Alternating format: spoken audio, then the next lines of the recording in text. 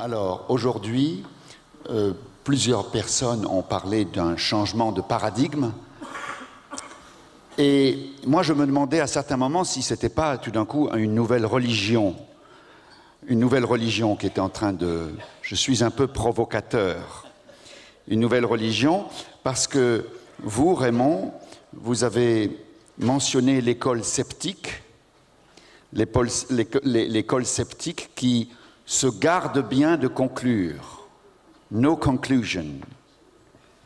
Et là, j'ai eu l'impression quelquefois qu'on avait vraiment conclu. Et je quitte à me faire mal voir par 90% des personnes ici, la conclusion est claire et nette. Nous avons la preuve que Dieu existe, que l'âme est immortelle, que... Alors, est-ce qu'il y a encore une place pour le doute?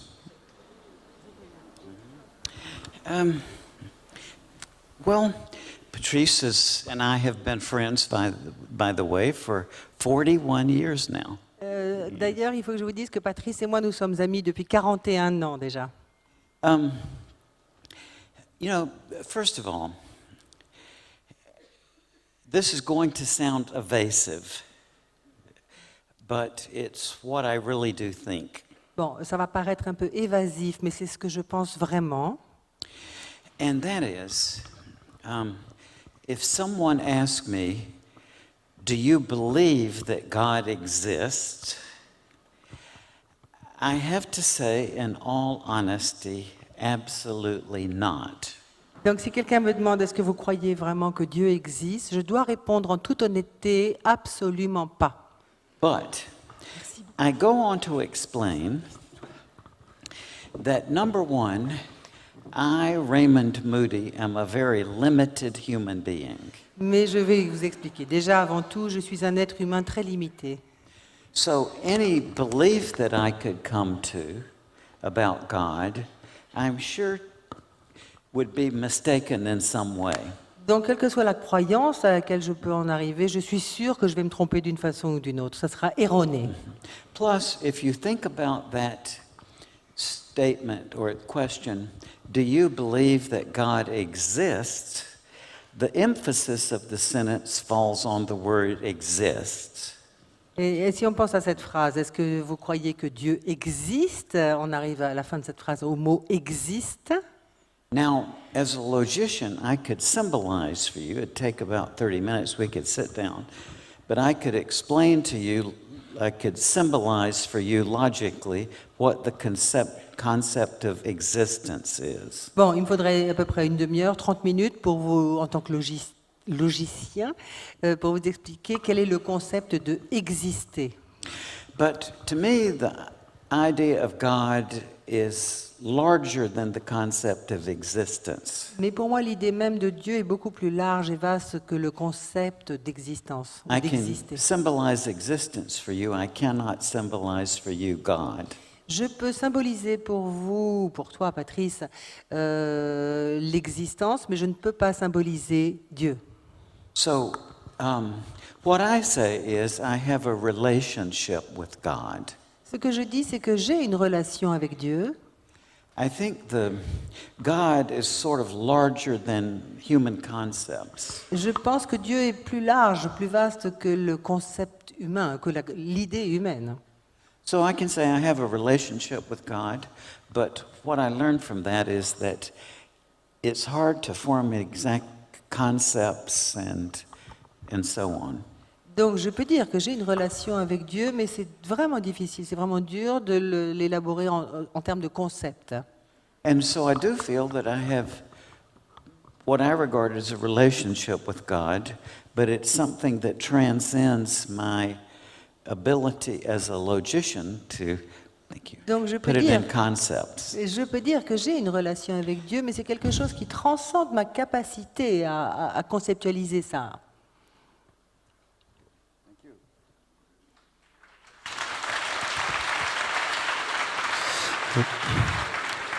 Pour prolonger cette question de Patrice, on peut peut-être demander à Eben Alexander de réagir aussi sur cette remarque. Je veux juste dire que vous avez pu entendre nos amis américains donc, qui ont beaucoup de supporters, bien sûr, mais ils ont aussi des détracteurs, bien entendu, puisque c'est un message fort qu'ils portent, et parfois on leur accole l'étiquette d'auteur New Age. Donc ce terme de New Age, j'aimerais savoir comment vous le percevez, comment vous le ressentez, sachant qu'une part également de la portée de votre discours vient du succès de vos livres, et que vos livres, on en a parlé hier, cher Eben, les titres que de vos livres qui sont si fameux, si porteurs, n'ont pas forcément été choisis par vous. Il y a aussi une logique, une politique éditoriale qui fait que des livres ont un certain succès parce que des titres sont très très forts, mais ils ne reflètent pas nécessairement le contenu. Raymond s'est expliqué sur cette notion de vie après la vie, qui est elle-même plus ou moins antinomique, même si on parle de vie après la mort, ça pose problème. Le concept de preuve du paradis, ça vous a été aussi reproché, Eben. Le fait d'utiliser ce titre-là, c'est pas un titre que vous-même vous aviez choisi, et ça contribue au fait qu'on vous a aussi reproché d'avoir un discours New Age. Comment est-ce que vous réagissez à ça? Yes, well, I think very important to point out that this is really all about consciousness, about the mind-body question, and about a deeper understanding of the nature of reality. Donc je crois qu'il est très important de souligner que là, ce dont il s'agit, c'est de la conscience en fait, et de la relation entre le corps et l'esprit. And when I first went to my publisher in the US in January 2012, I had the title in mind, N of One, like a scientific study where the number of cases is like 38 patients. Well, this was about a case N of one. That would have sold about 20 or 30 books.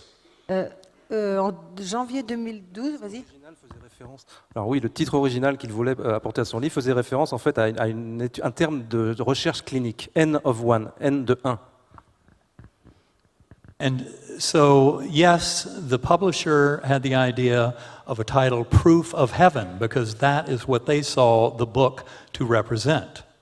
Donc oui, l'éditeur avait l'idée d'un titre qui était la preuve de l'après-vie, parce qu'il avait l'impression que c'était ça, que la preuve du paradis, c'était ça, d'après lui, que représentait le livre.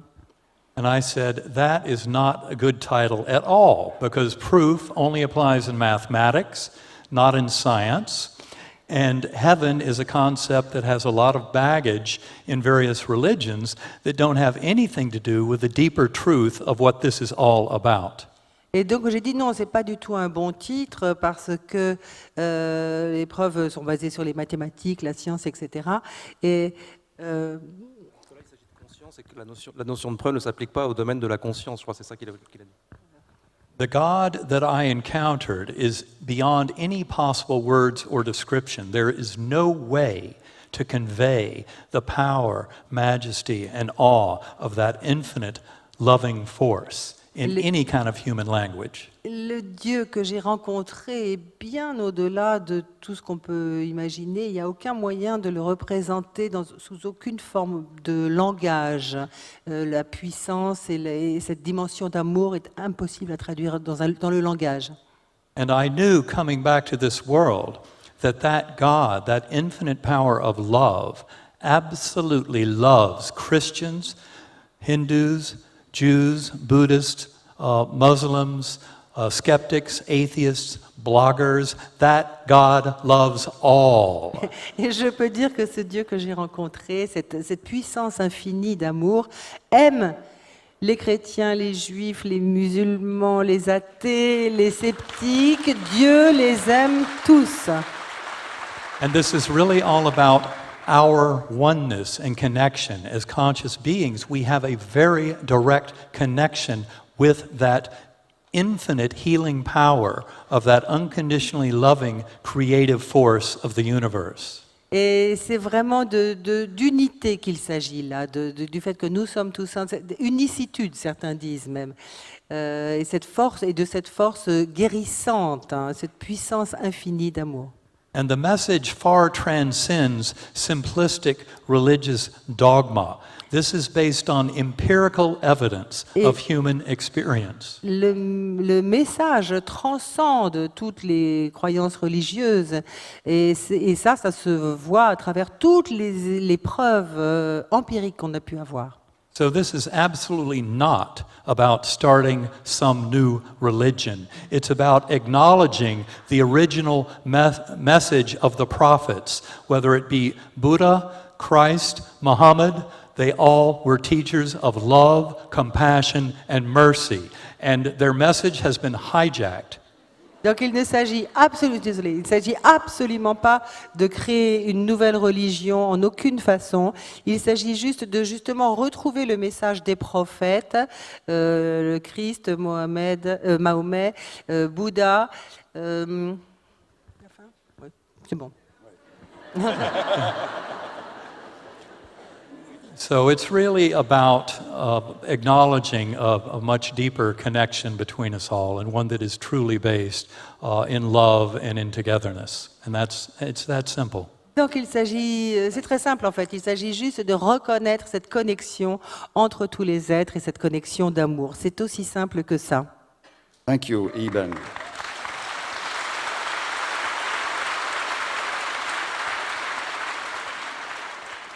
Alors, je voudrais rebondir sur ce que vient de dire Eben Alexander et me tourner vers Sylvie et Claude Charles, et puis Nicolas peut-être aussi, mais Nicolas interviendrait peut-être juste après. Il dit une chose que moi j'ai souvent entendue, alors je n'ai pas entendu des milliers d'experienceurs, mais j'en ai bien rencontré plus de 100, ça pour sûr. Et une chose m'a frappé, et m'a frappé surtout rétrospectivement, c'est qu'ils disent presque tous, il n'y a strictement aucun mot pour décrire ce que j'ai vécu.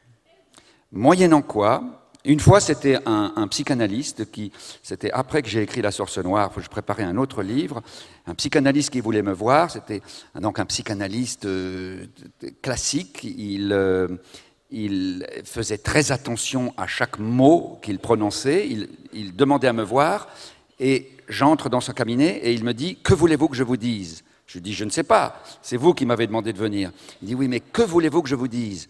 J'en sais rien, vous m'avez téléphoné pour que je vienne. Pendant un quart d'heure, il a tourné comme ça.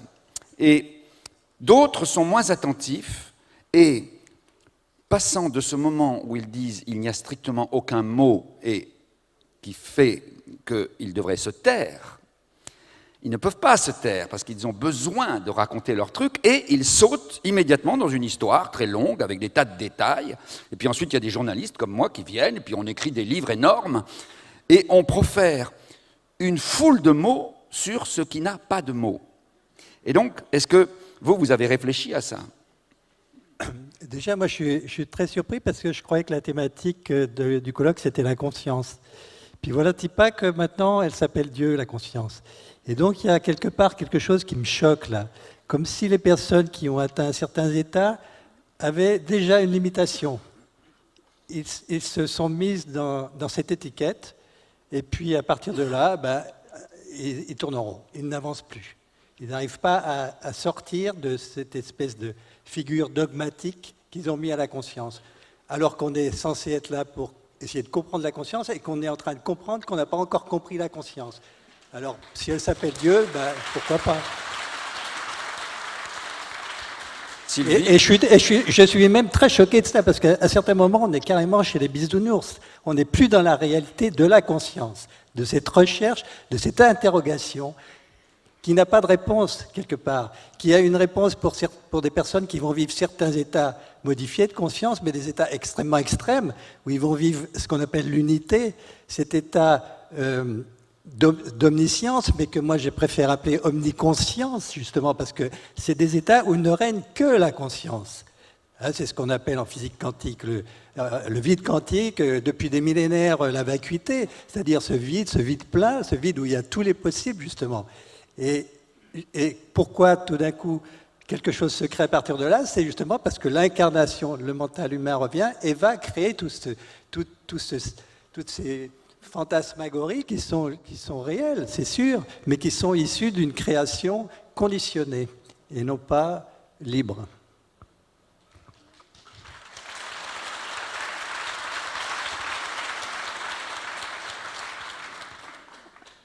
Nous, effectivement, on a vu sur la base des témoignages, puisqu'on a analysé des centaines et des centaines et des centaines de témoignages de NDE, que la part des conditionnements était extrêmement importante, et le conditionnement religieux en était un, qui avait une grande importance, et qu'effectivement, les gens, devant quelque chose qui est complètement incompréhensible, qui est au-delà des mots, ont besoin tout de suite de se rassurer en y mettant justement des mots, et ils vont aller puiser en général dans leur conditionnement culturel, familiaux, etc.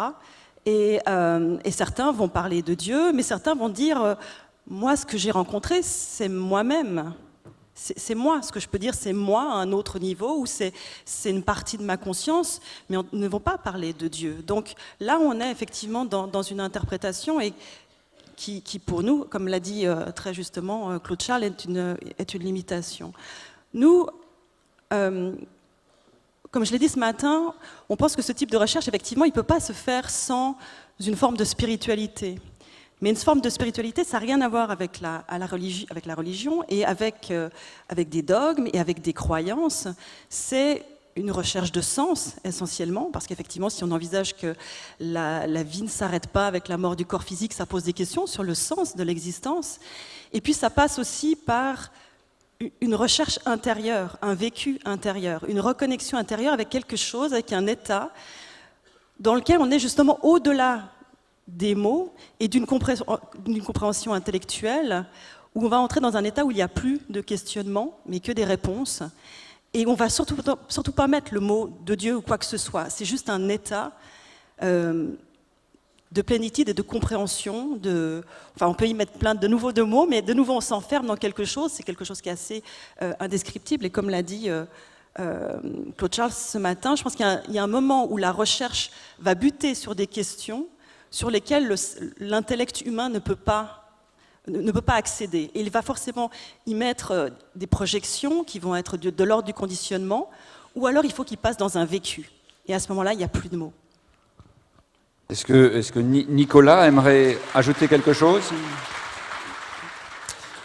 Oui, effectivement, je vais peut-être ajouter un petit quelque chose, c'est-à-dire que moi j'ai la chance de vivre énormément d'expériences depuis que je suis enfant, donc je suis très habitué au fonctionnement de mon cerveau, de mon mental, et je me suis aperçu qu'effectivement, l'expérience même, pendant l'expérience, n'avait rien à voir avec ce que j'en retirais a posteriori.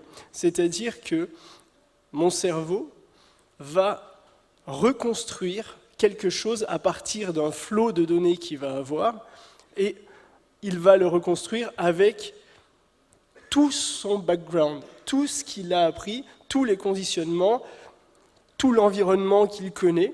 Et c'est pour ça qu'il y a certaines lumières, certaines couleurs que je ne peux pas nommer parce qu'elles ne font pas partie de mon conditionnement. Et exactement de la même façon, je pense que beaucoup d'expériences sont colorées par ce filtre des émotions, par ce filtre de l'environnement et des conditionnements, et on retrouve des récits d'expériences qui ont une coloration propre à la personne, propre à son vécu. Mais cette impossibilité de décrire ce que tu as vécu n'enlève rien, évidemment, à l'authenticité de ce que tu as vécu. Mais en somme, les mots que tu vas utiliser après et que tu vas nous transmettre, par exemple, sont, moi je me figure ça comme une sorte de danse autour d'un centre ineffable. Oui, c'est exactement ça, oui. En fait, on ne peut pas nommer l'innommable, et on essaie de trouver des images qui correspondent à peu près à ce que ça pourrait donner. Alors, on entend beaucoup le mot amour inconditionnel. Personnellement, je suis désolé, ça risque de choquer, mais moi je n'aime pas du tout ce terme-là, parce que malheureusement je le trouve trop limitant. Mais je comprends qu'on puisse utiliser ce terme parce qu'on n'en a pas d'autre, malheureusement. Sauf peut-être le mot vacuité, mais encore faut-il l'avoir vécu pour vraiment le comprendre. Alors justement, Nicolas, on voulait vous donner encore la parole, un petit mot complémentaire sur votre regard spirituel. Est-ce que vous diriez que vous avez développé une forme de spiritualité suite à tout ce travail? Parce que vous n'avez pas tout dit ce matin sur les expériences que vous vivez. Il y a aussi de la clairvoyance, il y a des choses très très puissantes aussi qui sont dans le livre, bon, bien sûr. Est-ce que votre regard, votre approche de la spiritualité a changé au fil de ces années? Oui, effectivement, ma vision du monde, on va dire, est passée d'une vision purement matérialiste à quelque chose de plus subtil. Le mot spiritualité, comme le mot amour inconditionnel, tout comme ce genre de mots, m'ont toujours fait un peu peur, parce que utilisés par des personnes qui n'avaient pas forcément à cœur d'ouvrir les cœurs, justement, mais plutôt de contrôler les esprits. Donc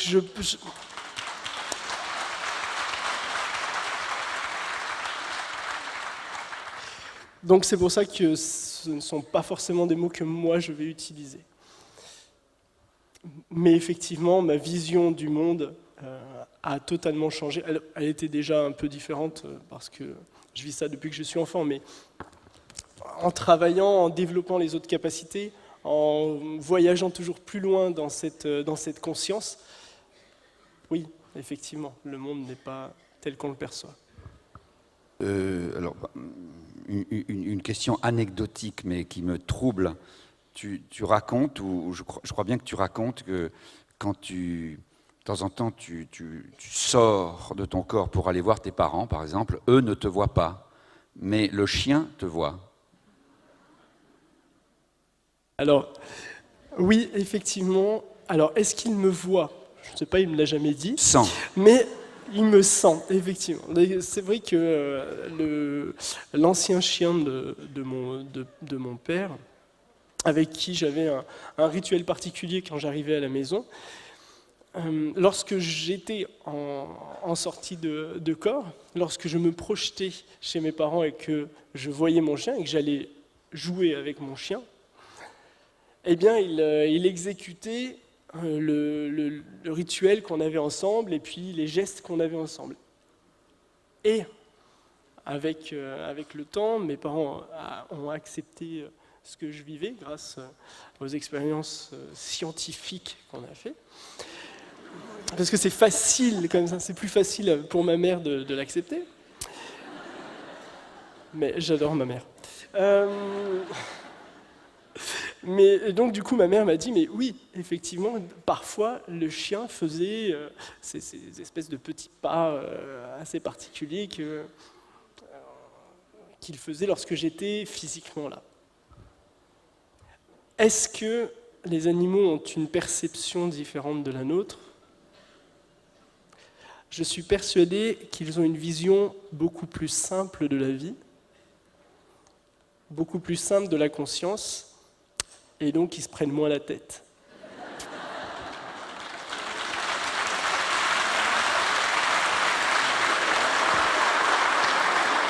Donc, Jean-Jacques Charbonnier, les animaux ont-ils une conscience intuitive extraneuronale?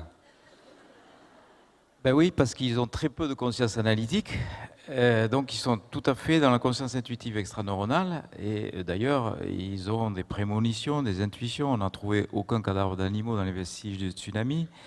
Il y a l'histoire de ce chat Oscar qui avait ses capacités médium, certainement vous connaissez l'histoire de ce chat qui arrivait sur le lit des patients, et quelques heures après les patients décédaient dans cet établissement de soins, à tel point qu'il ne se trompait jamais, il déjouait même le pronostic des médecins les plus forts.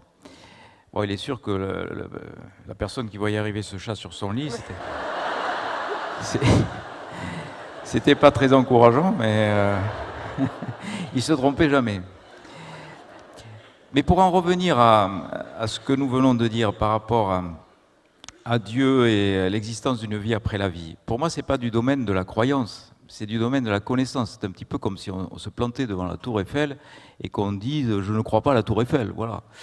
Il y a une majorité de mes collègues, de mes confrères, qui sont croyants, qui ont une religion. C'est pas la foi du charbonnier. C'est pas la foi du charbonnier du tout.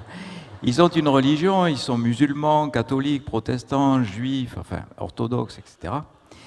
Et dans toutes les religions du monde, on dit qu'il y a un Dieu et qu'il y a une vie après la mort. Eh bien, ils mettent leur blouse blanche, ils n'y croient plus, ils l'enlèvent, ils y croient. C'est quand même bizarre. C'est totalement schizophrénique, cette façon de se comporter. Je ne sais pas comment on peut se comporter dans la vie en ayant cette façon de faire.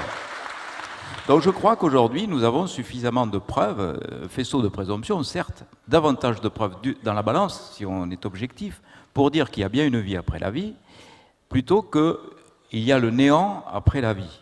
Voilà. Je pense que nous avons suffisamment mis de poids sur le côté de la balance qui penche vers la vie après la vie, quand même si on peut être sceptique. Voilà.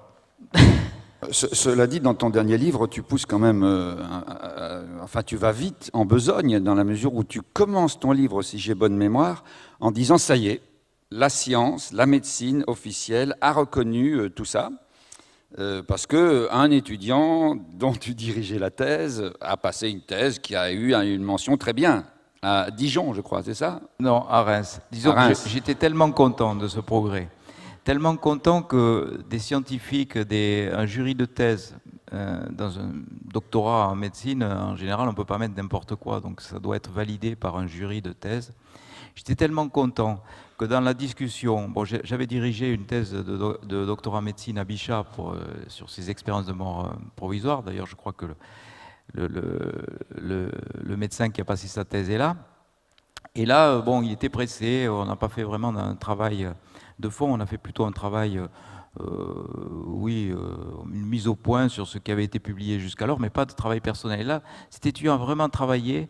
Pendant 3 ans, il a interrogé 118 cas d'arrêt cardiaque, il a trouvé 18 ans, ça fait 15,3% d'expérience. Et dans la discussion, on a pu suggérer, c'est vrai que c'est mince, mais enfin, on a pu suggérer qu'il y avait cette possibilité, une hypothèse de travail, en disant que il y a peut-être l'existence d'une conscience délocalisée, totalement indépendante du cerveau.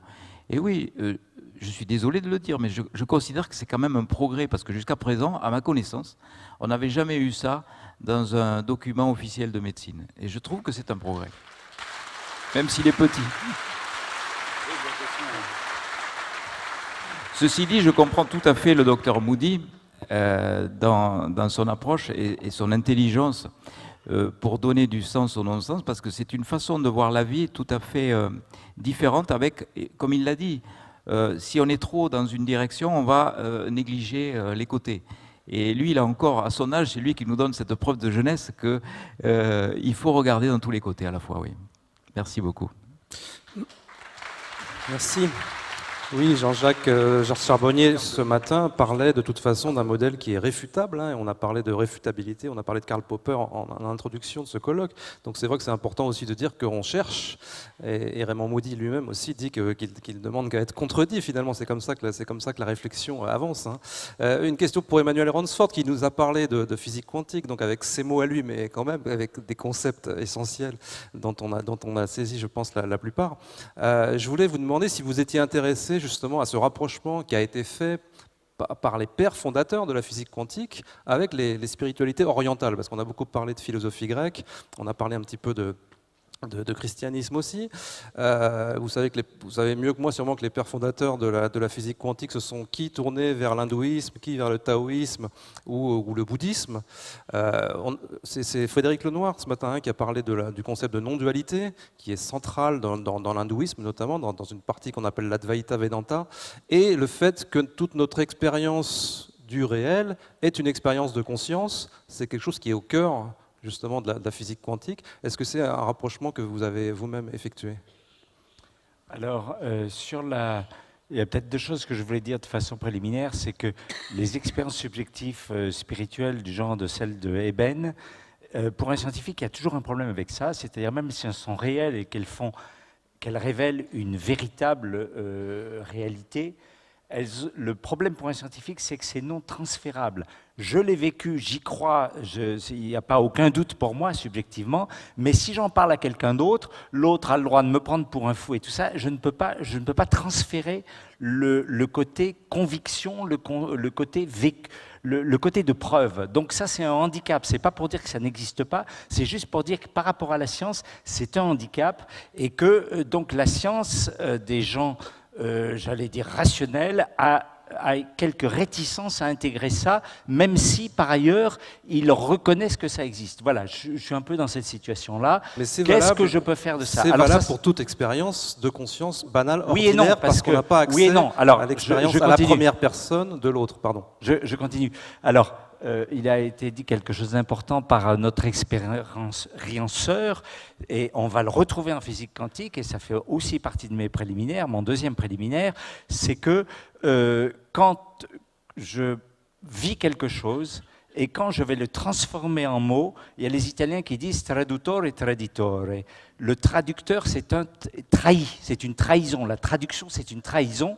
Et à partir du moment où je vais vouloir le transférer en le donnant, en mettant des mots là-dessus, je vais trahir. C'est-à-dire, en fait, je vais donner aux gens qui sont à l'extérieur une image, certes intelligible, au prix d'être fausse. Et ce que je veux dire, on est obligé de faire comme ça, mais il est important de se souvenir que c'est une image fausse, c'est une restriction, c'est quelque chose de plus pauvre que la réalité qu'on a éprouvée, voilà, et qui est peut-être quelque part.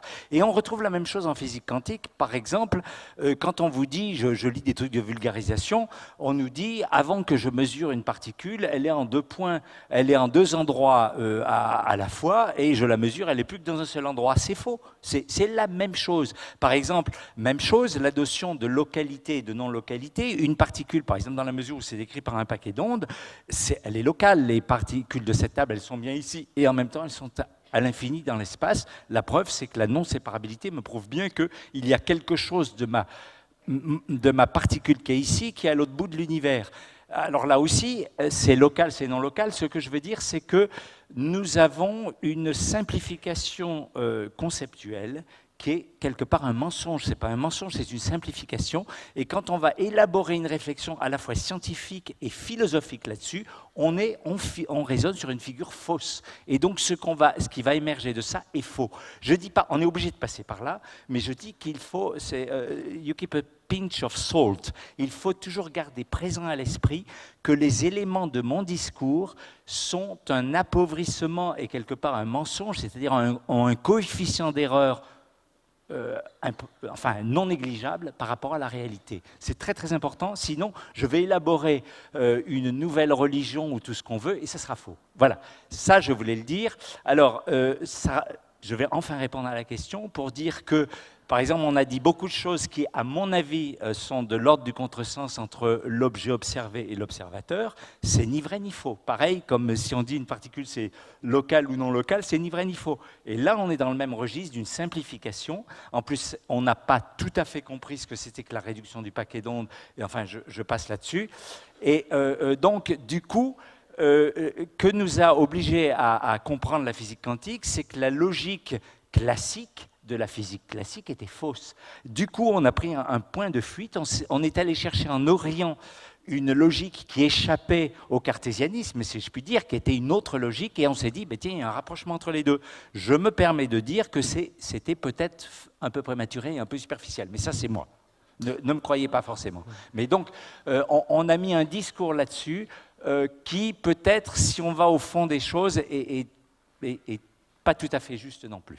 Oui, ça rejoint le discours de Raymond, c'est-à-dire que les expériences de physique quantique montrent que la logique aristotélicienne, la fameuse logique du tiers exclu, elle est limitée parce qu'on n'a que 2 concepts de vrai et faux, alors que précisément dans l'hindouisme ou dans le bouddhisme, on avait déjà une logique à 3 ou 4 valeurs. Et je pense que c'est pour ça que les chercheurs en physique quantique se sont tournés vers ces idées-là.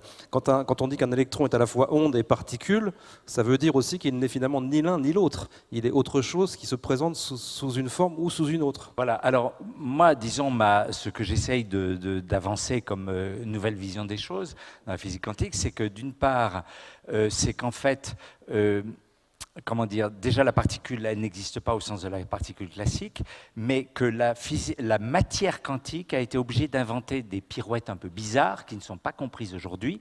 Alors, elles ont été inventées pour des raisons de cohérence, c'est-à-dire, en fait, c'est ce que j'essaye de montrer dans mon dernier livre, qui s'intitule « L'univers quantique enfin expliqué », c'est se dire que s'il n'y avait pas les pirouettes quantiques, ce n'est pas juste une aberration de la nature qui a décidé de faire des choses bizarres, c'est que c'est une réponse à un problème. Le problème, c'est un problème de cohérence, c'est-à-dire en physique, en fait, il y a des dangers on va dire, de contradiction interne, parce que c'est comme ça.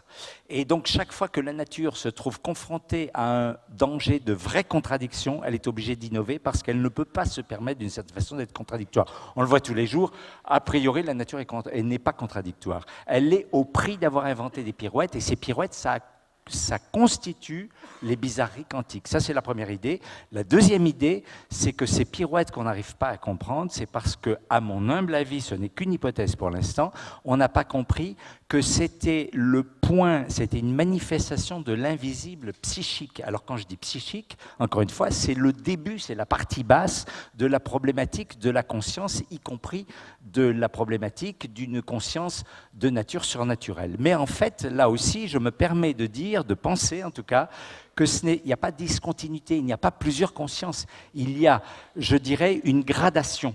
Et en fait, je pense, pour certains éléments de réflexion, que si on prend le problème par le petit bout de la lorgnette, c'est-à-dire c'est celui que j'ai essayé de dire tout à l'heure, c'est-à-dire par l'interface entre la partie matérielle et la partie psychique, la science en quelque sorte va s'insérer, c'est comme le ver dans le fruit, dans ce domaine qui pour l'instant n'est pas connu, et va arriver à éclairer, et peut-être ira beaucoup plus loin que ce qu'on croit aujourd'hui. Voilà, j'ai fini.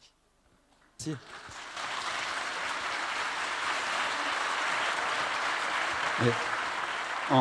En un mot, le fait qu'un... Ça veut dire que je suis bavard. Le fait que, pour un physicien quantique, pour un vrai, parce que c'est pas évident de se taper la mécanique quantique pour un physicien, non mais même pour un physicien, le fait que tout est quantique maintenant, même la cafétéria est quantique, la médecine est quantique, tout est quantique, tu vois ça comment? Je vois ça comme un argument marketing. Nouveau, ça fait vendre. C'est quantique, ça fait vendre. Et vous avez plein de thérapies quantiques sur le papier qui n'ont rien de quantique, mais ça fait vendre. C'est le prestige. Si vous dites ma thérapie c'est électromagnétique, bœuf. Si vous dites c'est quantique, ça a une autre gueule. Est-ce que j'ai répondu à la question? Yes.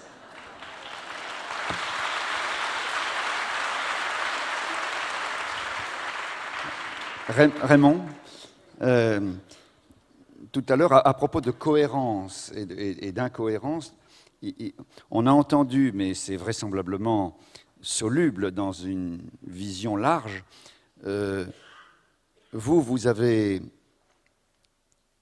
avez parlé de l'intelligibilité de l'inintelligible, et je crois que c'est Eben tout à l'heure qui disait que c'est Einstein qui disait la chose la plus extraordinaire et la plus incompréhensible du monde, c'est qu'il soit compréhensible. Et donc finalement, c'est compréhensible ou pas?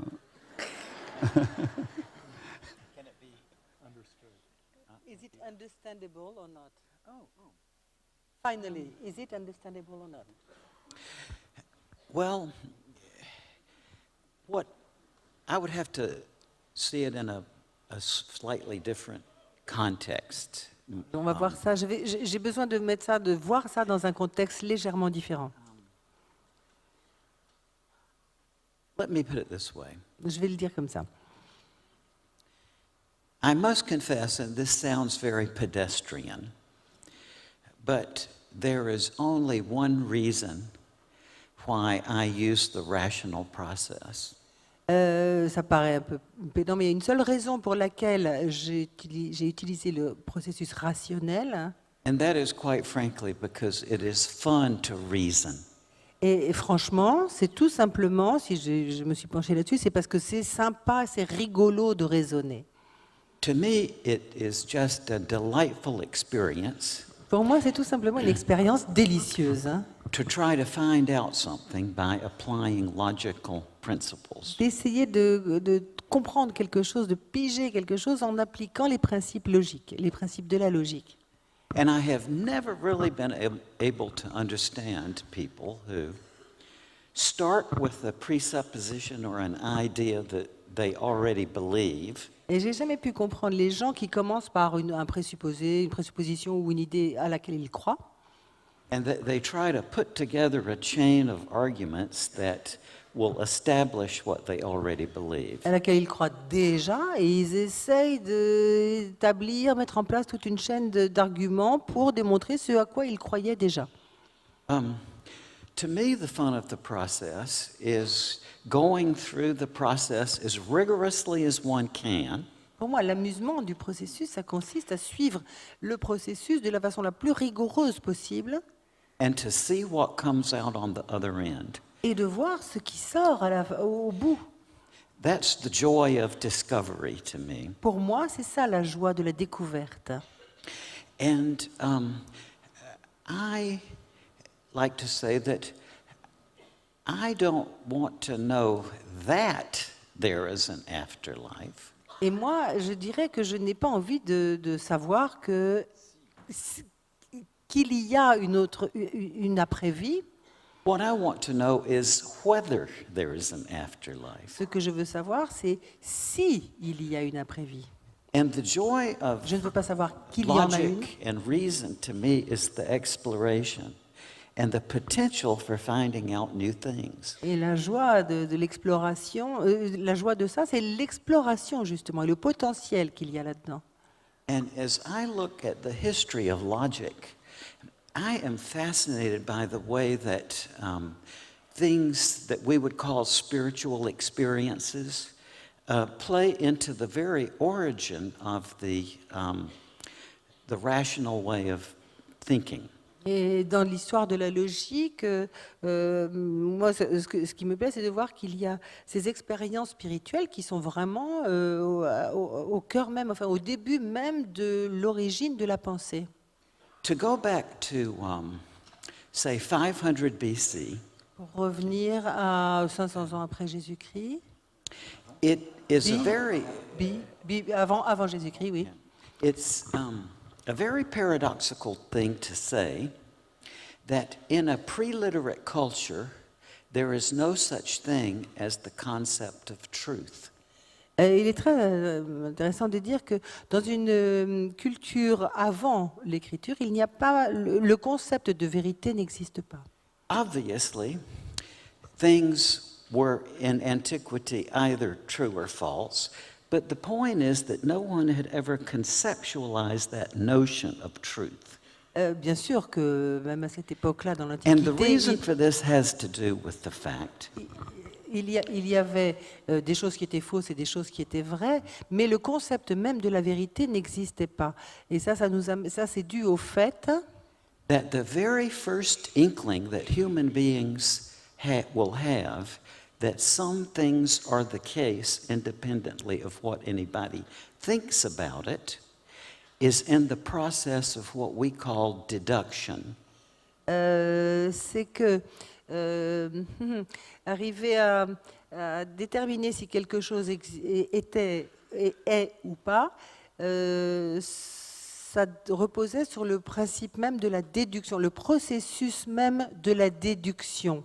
Yes, because we all know that if we say A is taller than B, is Parce que the first premise. si nous disions A est plus grand que B au début, pour commencer, B is taller than C is the second premise. B est plus grand que C, deuxième prémisse, And we know that the conclusion is A is taller than C. et nous savons que la conclusion c'est que A est plus grand que C. And if the first two premises are true, Donc si les deux premières prémisses sont vraies, then the conclusion is true independently of what anybody thinks about it. alors la conclusion est vraie indépendamment de ce que n'importe qui va pouvoir en penser. To explain deductive validity, we have to say if both premises are true, then the conclusion must also be true. Donc pour expliquer ça, nous devons dire que si les deux prémices sont vraies, la conclusion doit également être vraie. Ça, c'est pour expliquer la déductibilité.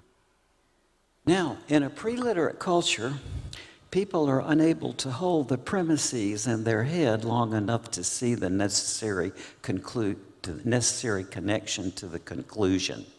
Donc, dans les cultures avant l'écriture, les gens ne pouvaient pas garder à l'esprit suffisamment longtemps les deux premières prémices pour comprendre la conclusion, pour en tirer la conclusion. But once people could write things down on the page, they could see, just a moment here, if this here is and this here is then this here must also be Mais une fois que les gens ont pu l'écrire sur une page ou sur quelque chose, l'écrire et le regarder, alors là, ils ont pu dire « Ah, alors si ça, c'est comme ça, et ça, c'est comme ça, alors ceci va être comme ça. » But they had no word for that concept. Il n'y avait pas de mots, pas de paroles pour ce concept. And no concept of the distinction that the word implies. Et pas de concept non plus pour exprimer la distinction que les mots impliquent. Now, this problem was solved around 500 BC by Parmenides. Donc, ce problème a été résolu à peu près 500 ans avant Jésus-Christ par Parmenides. Parmenides. And Parmenides, in effect, we can say by profession, he was apparently an evoker of the dead and an oracle of the dead. Et Parménides, on peut dire que sa profession, c'était l'oracle des morts, ou de la mort, des morts. And apparently at this oracle of the dead, they had some sort of procedure where the person would feel as though they went over to the other side. Et apparemment, il avait toute une procédure qui lui permettait d'amener les gens à se ressentir comme s'ils étaient passés de l'autre côté. And on one of his trips over there, in his words or thoughts, he was abducted by a goddess. Et lors d'un de ses voyages de l'autre côté, comme ça, il a eu la sensation d'avoir été enlevé, kidnappé par une déesse, Who sang him a song. Qui lui a chanté une chanson. And that song was the very first written out logical deduction. Et ce chant a été la première déduction logique écrite. And so the goddess said to him, et donc la déesse lui a dit, Parmenides, when you go back to Earth, don't tell people to believe this because the goddess says so. Et la déesse lui a dit, Parmenides, quand tu reviendras sur Terre, ne dis pas aux gens de croire ça simplement parce que la déesse a dit qu'il fallait le faire. Tell them to work it out in their own minds and see it for themselves. Dis-leur de chercher eux-mêmes dans leur esprit et de le voir et d'y arriver par eux-mêmes. So, when his students would sing this song over and over and over till they learned it by heart, they would have a sort of vision in which they would see the necessary connection between the premises and the conclusion, and that was the notion of truth.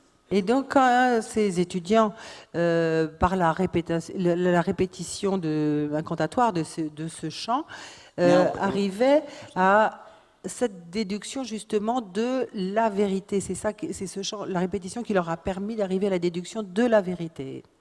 Now, it was another 100 years, roughly, until Plato, thinking about that, said, just a moment here.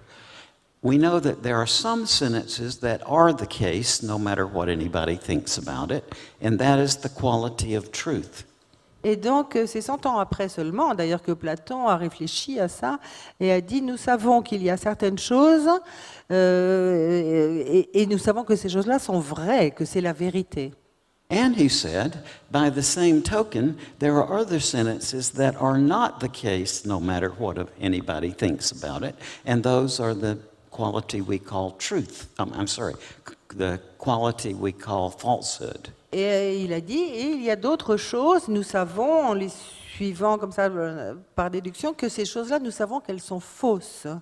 Now, what that means, if you think about it, is that from the concept of the man who is regarded as the father of deductive logic, Et donc, ce que ça nous amène à voir que cet homme qui était le père de la logique déductive, hein, from his point of view, logic came here from the other side, from another dimension of existence. de son point de vue à lui, la logique est parvenue de l'autre côté, d'une autre dimension de l'existence. Now, if that seems very odd and strange to us, we have a much more recent case which we all know about. Et donc, même si tout ça nous paraît très étrange et bizarre, nous avons un cas beaucoup plus récent que nous connaissons tous.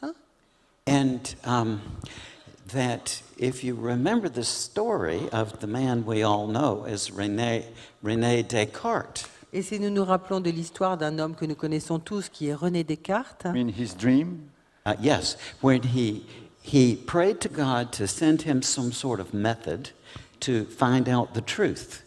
tu veux dire son rêve? Oui, il a prié, il a demandé à Dieu de lui envoyer une méthode afin de découvrir la vérité, de trouver la vérité. And if you remember, what happened was that he was visited 3 times that night by the goddess of truth. Et si vous vous rappelez, au cours de cette nuit-là, il a été visité 3 fois dans la même nuit par la déesse de la vérité. And what came out of that was, at that time, it was regarded that the 2 great systems of knowledge that we had were the Euclidean geometry and what they then called analysis, or what we call algebra. We call now what? Algebra. Rappelez-vous, à l'époque, les 2 systèmes de connaissances dont nous étions sûrs, c'était la géométrie euclidienne et And so, and Descartes' experience was very analogous to Parmenides, and also more recently the Indian mathematician who was visited by the goddess of deduction, as he said, to see these things. So I think that there is somewhat a lesser bifurcation or distinction between the spiritual realm and the logical realm than we ordinarily.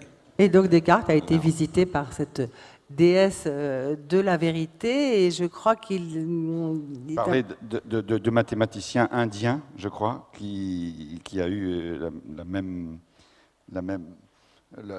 visite. On vous écouterait longtemps, Raymond.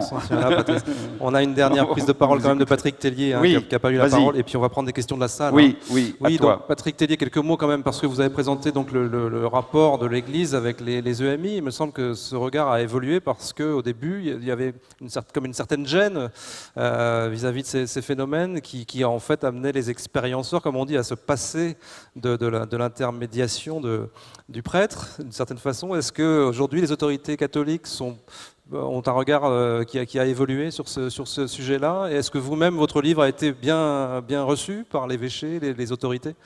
Oui, c'est de mieux en mieux reçu, je peux dire. C'est vrai qu'au départ, ça surprenait. Tout ce qui vient d'en dehors du système, je dirais, fait toujours peur. On se demande un peu où ça va.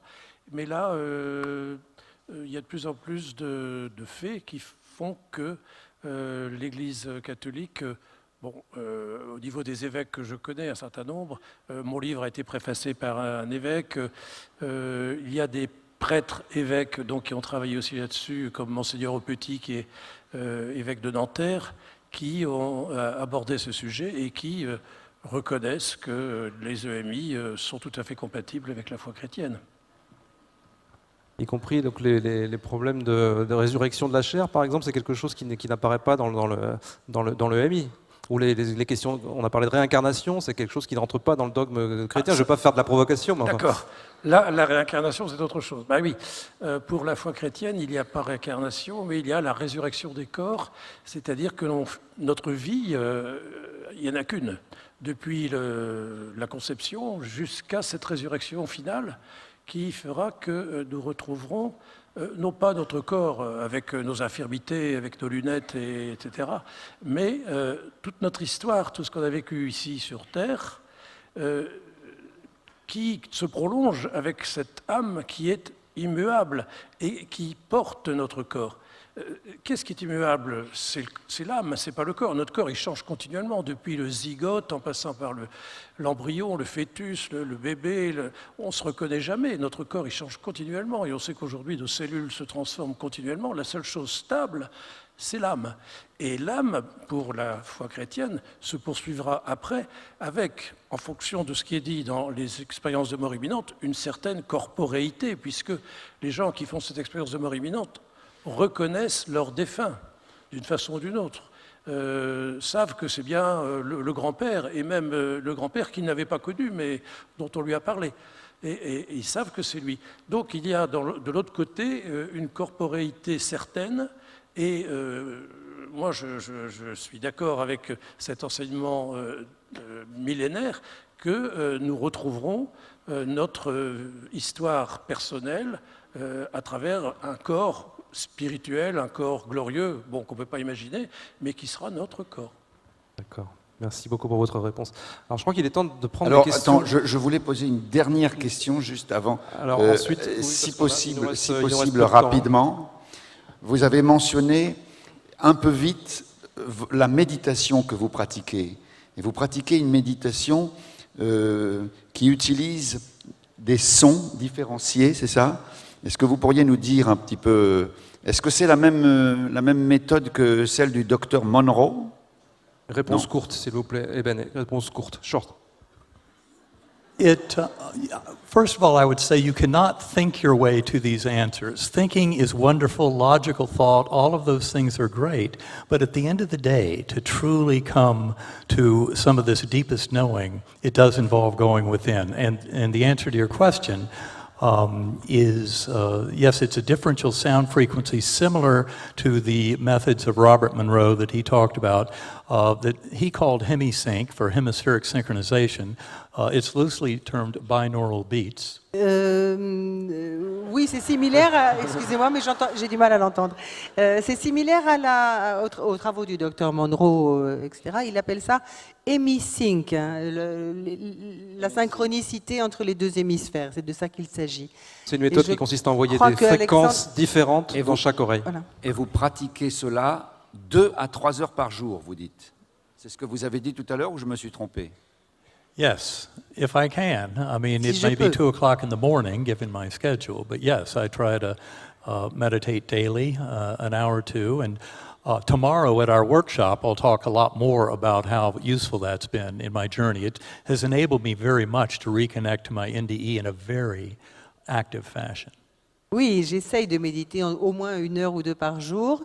Quelquefois, je me lève à 2 heures du matin. Demain, dans mon atelier, on va parler de ça et je vais expliquer comment ça m'a aidé, ça m'a permis de justement bien comprendre et approfondir ma NDE, enfin ma EMI, ce que j'avais vécu. Alors j'ai une curiosité aussi, c'est la musique dont vous vous souvenez juste quelques notes. Cette musique, vous la jouez quelquefois? That music is not something that can exist in any kind of four-dimensional space-time. The very physics of this realm prevents the purity of that music. But yes, there's a pale approximation of it that can be brought back. Cette musique ne peut même pas s'approcher d'une musique qu'on pourrait vivre ou recevoir ici. Donc oui, parfois il m'arrive de m'en souvenir, qu'elle me revienne, mais il est impossible, même au niveau, en termes de physique, de la reproduire ici. The important point is that sound, music, vibration is very essential to our soul journey in those levels. You're not hearing any of it with the ears, seeing with the eyes, but that vibration and frequency is part of memory that can enable us to traverse the spiritual realms. Et ce qui est important, c'est que cette musique, c'est pas quelque chose qu'on entend avec les oreilles et le son, c'est une fréquence, et que c'est une forme de musique qui nous permet justement d'évoluer et de trouver notre vibration intérieure. Essentiel au voyage de l'âme. Au voyage de l'âme. Alors maintenant, nous allons passer Donc maintenant, merci beaucoup. Donc on reste avec les mêmes évidemment intervenants, mais nous allons passer à vos questions. Et pour poser vos questions, nous allons accueillir la directrice du Monde des religions, Virginie Larousse, que je veux remercier particulièrement d'avoir été un des partenaires de ce colloque, parce que je peux vous dire qu'il n'y a pas beaucoup de grands médias qui oseraient être partenaires d'un colloque comme ça. Et malgré le sérieux de tous les intervenants que vous avez eus, eh bien, c'est pas encore dans la culture française. Donc, le groupe Monde des religions, qui fait partie du groupe Le Monde, était partenaire de ce colloque. Et donc, sa directrice, Virginie Larousse, que nous pouvons applaudir.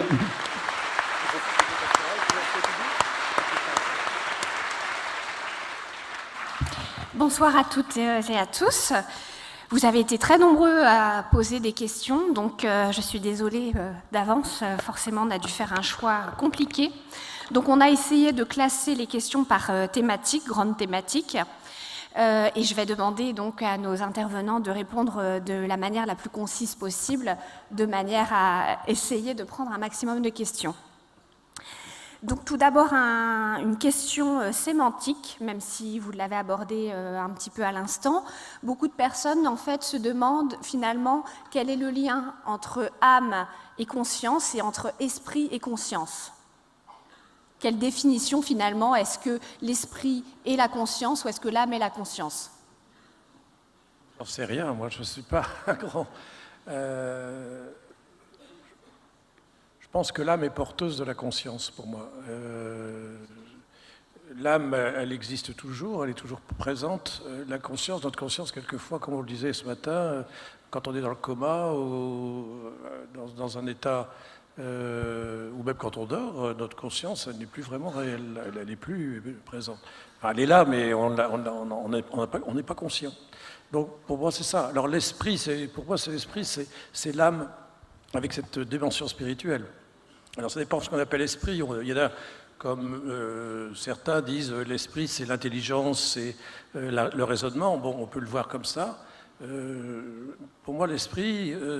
L'anthropologie, c'est corps, âme et esprit, l'âme ayant cette dimension spirituelle, ouverte donc au transcendant, qui fait qu'elle est aussi esprit. Voilà, c'est Merci. comme ça que je peux dire maintenant. Réponse de Jean-Jacques Charbonnier. Oui, je peux dire un mot là-dessus, parce que effectivement, moi je considère que c'est la même chose. Conscience intuitive extraneuronale, esprit ou âme. Bon, c'est sûr que dans une thèse de doctorat en médecine, on aurait dit que c'est l'âme et l'esprit, on n'aurait pas eu la mention très honorable, on n'aurait même pas eu la thèse. Donc il y a une connotation vraiment péjorative dans le monde occidental dans lequel on est, du mot esprit ou âme, tout simplement parce que il y a une confusion entre la spiritualité et la religion. Être dans la spiritualité, ce n'est pas du tout la même chose que d'être dans la religion. La religion n'a rien à voir avec la spiritualité. Ça peut être un excellent outil pour exercer sa spiritualité, mais la spiritualité n'a pas besoin de règles sociales, de dogmes, de sanctions disciplinaires ou de hiérarchie. La spiritualité, être dans la spiritualité, c'est se sentir connecté aux forces telluriques et cosmiques, c'est se sentir connecté aux autres. C'est comme l'a dit très bien Nebel Alexander, se sentir appartenir à une conscience universelle. C'est ça, être spirituel. Maintenant, les religions sont un excellent outil aussi pour exercer sa spiritualité. Mais entre conscience intuitive extraneuronale, parce qu'il fallait bien donner un mot, et il fallait bien donner un mot qui fasse chic, et qui soit acceptable dans une thèse de doctorat en médecine, on voit bien que c'est la même chose, cette connexion avec tout un tas de choses qui sont farouchement niées par la société matérialiste dans laquelle nous nous trouvons, comme le remote viewing, comme la décorporation, l'intuition, la prémonition, la télépathie, la médiumnité, bref, tout ce qui existe quand même, à moins d'être sourd et aveugle, il faut bien reconnaître que ces phénomènes existent, et bien, avec ce mot conscience intuitive extraneuronale, ça arrive à passer. Voilà. Mais il n'y a pas de différence pour moi. Mais la religion n'empêche pas la spiritualité quand même. Pardon, la religion n'empêche pas la spiritualité. Oui, c'est ce que j'ai dit. Aussi. La religion peut être un excellent outil pour exercer la spiritualité, à condition de le faire avec son cœur. Mais on a des exemples récents de religieux qui n'avaient rien de spirituel, par exemple. D'accord. Enfin, bon, voilà. Ça m'aide à vivre ma spiritualité. Bien sûr. Alors, énormément de questions sur les EMI négatives, les personnes qui ont fait des expériences oppressantes ou angoissantes dans le cadre de NDE. On n'en a pas parlé. Comment vous les expliquez et quelle fréquence, quelle explication est-ce qu'on peut donner et quel éclairage est-ce que ça apporte sur les EMI? Est-ce qu'on demande à Sylvie Détiolaz Eben ou Raymond? Alors les EMI négatifs, c'est vrai que c'est un sujet qui est souvent... Right, just a brief comment. If I had just gone to the earthworm's eye view and come back to this world, I would have had a hellish NDE. Si je n'avais vu que le premier début, c'est-à-dire le moment où il disait qu'il était dans les trous de vers de terre, en gros, si je n'avais eu que cette partie-là de mon EMI, j'aurais dit que cette EMI était l'enfer. And I would simply point out, from my point of view, in meeting hundreds of people that I get to talk to about their NDEs, that do include some unpleasant ones, what I've found... Et je dois dire que parmi les centaines de personnes avec qui j'ai communiqué, j'ai parlé, il y en a beaucoup qui m'ont raconté qu'il y avait une partie qui était vraiment pas facile et pas agréable. That if someone has a life review in which they're having to face up to a lot of pain and suffering that they may have handed out to other people, they will have a negative life review, which they may come back and say was, quote, hellish, and yet what you actually see happen is they come back transformed. They come back realizing that power of love and that is the coin of that realm. Par exemple, au cours de la revue de vie d'une personne, si cette personne a, dans sa vie, très maltraité, extrêmement maltraité des tas d'autres gens, elle va vraisemblablement, pendant la revue de vie, vivre un sale moment et ressentir ça en elle-même, pour elle-même. Et pourtant, donc on pourrait imaginer qu'elle va revenir de son EMI en ayant une mauvaise sensation, et pourtant toutes ces personnes reviennent ici avec vraiment cette sensation d'amour et cette sensation d'empathie, cette sensation de compréhension. So I find that in essence, the effect of the contact of the NDE accomplishes the soul growth that this is all, that's what this whole process is all about. Et donc ce dont il s'agit avec tout ce processus, en fait, c'est vraiment de l'accomplissement de l'âme. La NDE, enfin, la EMI sert à ça et amène les personnes à l'accomplissement de leur âme. The astonishing thing is, with all of the addiction to materialism in our society, that there are so many, like 90 to 97% or so of these kind of experiences are broadly looked at as very positive, very affirming of a beautiful, loving aspect to this universe. Et pourtant, ce qui est vraiment très étonnant, sidérant même, c'est que malgré l'attachement au matérialisme dans lequel nous vivons, on peut dire que 97% des personnes qui vivent des EMI sont extrêmement touchées et extrêmement satisfaites et remplies par cette expérience qui est tout à fait non matérielle, justement, cette expérience d'amour. Sylvie Détiolaz, vous vouliez réagir? Il y aurait énormément de choses à dire sur les expériences négatives. On en parle souvent peu, mais ça mériterait justement un éclairage plus important.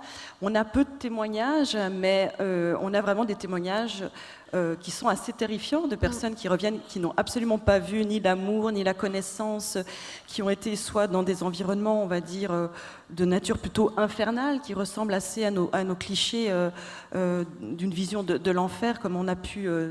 nous l'inculquer dans notre éducation, ou bien des expériences où les personnes se retrouvent dans un vide, dans un néant absolument effrayant, où elles ont l'impression d'être bloquées pour l'éternité. Enfin, il y a encore d'autres cas de figure, j'ai pas le temps je ne vais pas trop me développer, mais disons que nous, d'après notre expérience, et toujours sur la base des témoignages qu'on a étudiés, des personnes qu'on a rencontrées, ce qu'on a pu observer, c'est que en ce qui concerne les expériences qu'on appelle justement plutôt infernales, de nouveau, la composante, le conditionnement est extrêmement important. Et c'est en général justement des gens qui ont quand même baigné dans leur enfance, dans un conditionnement religieux assez important, avec des notions d'enfer et de paradis très présentes. Et même si c'est des gens qui, par la suite, se sont détournés de la religion, eh bien, c'est quelque chose qui les a quand même fortement imprégnés, avec une notion de culpabilité qui était très forte en elles. Donc il y a, pour nous, Ensuite, il y a donc ces expériences qui sont plutôt dénuées de sens, où les gens se retrouvent dans quelque chose de ce vide intersidéral.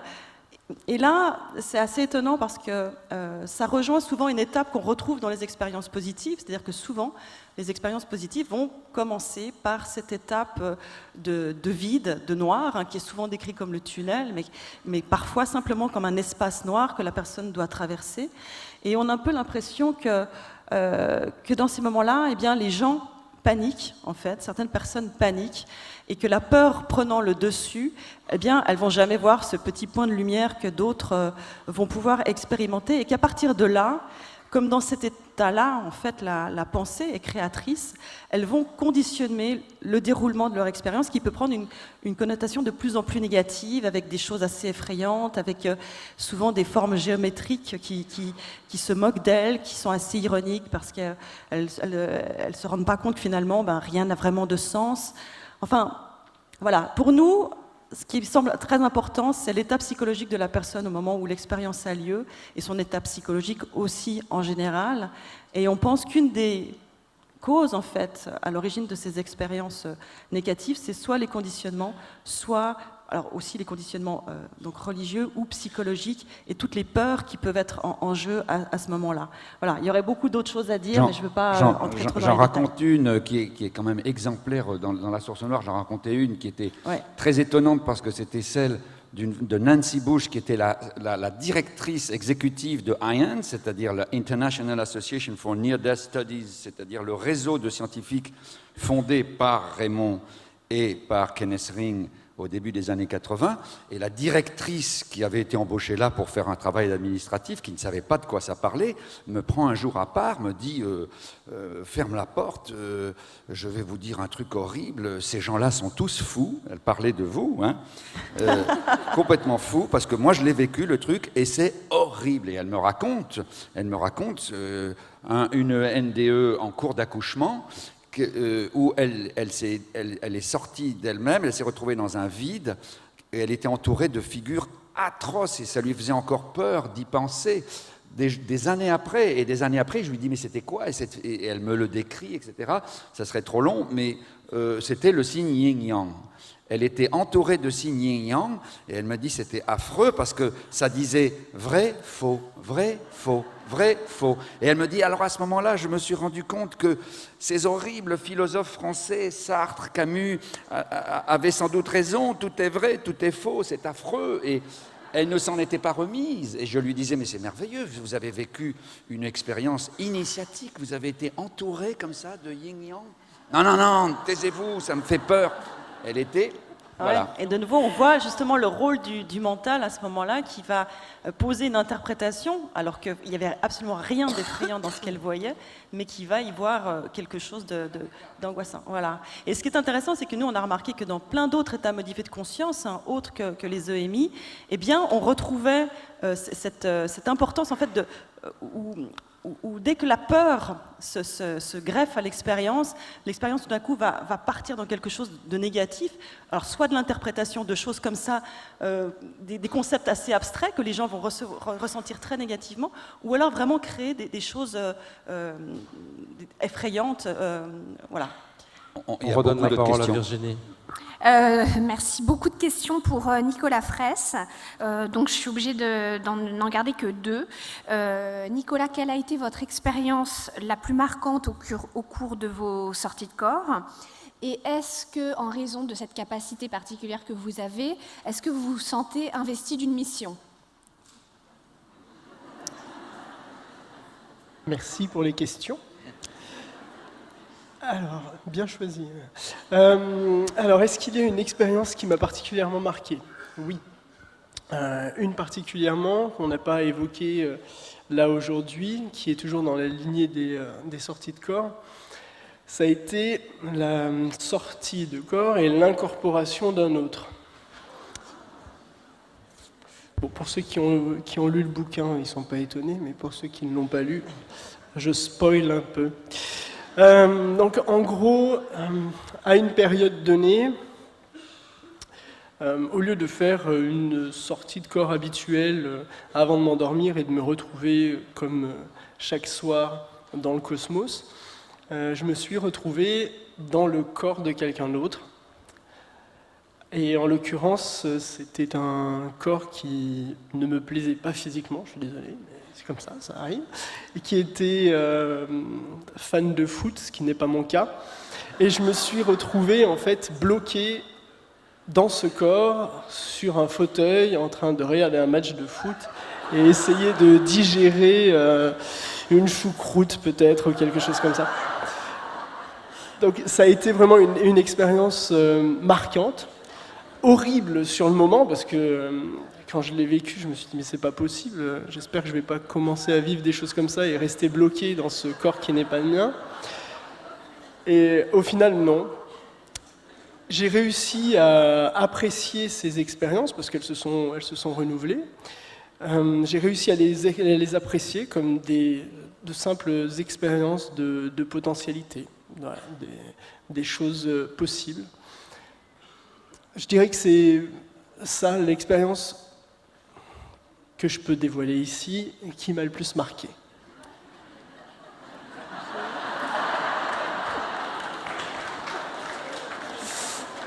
Alors, ensuite, concernant la mission. Alors, je connais ma mission au travail, je suis infirmier, et ma mission est de prodiguer les soins qui sont prescrits par les médecins. Après, ma mission dans cette vie, dans cette incarnation, on va dire, je pense que la mission que j'ai, c'est de la vivre du mieux possible. Merci. Alors, question suivante, qui s'adresse à tous. Vos recherches et expériences vous ont-elles permis d'émettre des hypothèses solides sur l'origine de la conscience et le sens de la vie? C'est très vaste et c'est très important.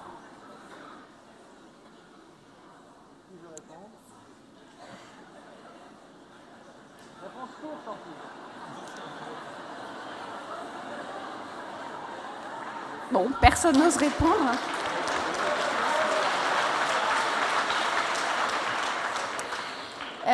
Plusieurs questions également sur des EAMI qui concerneraient des personnes atteintes de handicap, par exemple des personnes aveugles. Est-ce qu'on a des témoignages et qu'est-ce qu'elles perçoivent? Peut-être Raymond peut répondre sur les travaux de Kenneth Ring à propos des aveugles. Sylvie?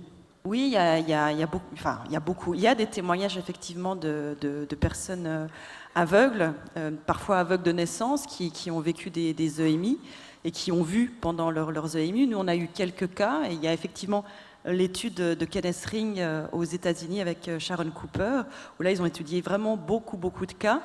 Et ce qui ressort, c'est qu'effectivement, ces personnes, donc même parfois aveugles de naissance, ont vu, enfin, elles rapportent avoir vu pendant leur expérience. Donc, leurs expériences sont totalement indistinguables des NDE classiques. Et elles ont pu rapporter des informations au cours de cette expérience qui ont pu être vérifiées dans certains cas. Et ce qui est intéressant souvent d'ailleurs, c'est que ces personnes ne savaient pas ce que c'était que voir. Et pourtant, à ce moment-là, elles ont parlé de vision. La seule chose qu'elles ne pouvaient pas dire, c'est les couleurs. Elles ne pouvaient pas nommer les couleurs. Elles pouvaient parler d'intensité de lumière différentes, mais il y avait une notion de vision. Mais en creusant la question, ce qui est ressorti aussi, c'est que plus qu'une vision, c'était une sorte de connaissance. Elles avaient une sorte de connaissance, comme si elles avaient accès, un petit peu comme Nicolas le racontait ce matin, accès à des informations qui ensuite étaient traduites d'une manière ou d'une autre. Alors effectivement, elles employaient le mot « voir », peut-être parce que c'était quelque chose qui ne correspondait pas avec leur façon de percevoir d'habitude, qui passe beaucoup par le toucher ou par l'ouïe. C'était quelque chose de plus complet, mais probablement que c'était peut-être pas ce que nous, on appellerait la vision. D'ailleurs, Kenneth Ring a parlé de « mindsight », donc vision de l'esprit pour rendre compte de cette appréhension immédiate, on va dire, de leur environnement et d'une forme de connaissance. Bien, Merci. Je crois qu'on va devoir s'arrêter ici, mais rassurez-vous, chut, attendez un peu, ce n'est pas terminé puisque nous avons jusqu'à 20h à l'extérieur de cette salle, au rez-de-chaussée, à l'accueil. J'ai demandé aux intervenants d'aller là pour dédicacer leurs livres et surtout pour vous rencontrer. Maintenant, avant de quitter la salle, je voudrais d'abord qu'ils viennent tous, lèvent tous, viennent au premier rang ici pour qu'on les remercie. Venez. Devant la table. Voilà.